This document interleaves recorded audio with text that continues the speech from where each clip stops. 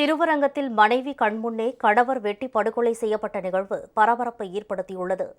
திருச்சி திருவரங்கத்தைச் சேர்ந்த சுரேஷ் என்பவர் தனது மனைவி ராகினியுடன் கோவிலுக்கு சென்றுவிட்டு இருசக்கர ஊர்தியில் வீடு திரும்பிக் கொண்டிருந்தார். அப்போது அவர்களை வழிமறித்த கும்பல் ஒன்று சுரேஷை சரமாரியாக வெட்டினர். இதில் நிகழ்விடத்திலேயே அவர் பரிதாபமாக உயிரிழந்தார். இதனை தடுக்க முயன்ற ராகினிக்கும் வெட்டுக்காயம் ஏற்பட்டது. மொத்தம் ஒரு 5-6 பேருக்கு மேலே வந்திருக்காங்க. கூலிப்படைங்க வந்திருக்காங்க. வண்டியை மறித்து இந்த மாதிரி பண்ணிட்டாங்க. அவங்க ஒய்ஃபையும் வெட்டிட்டானுங்க.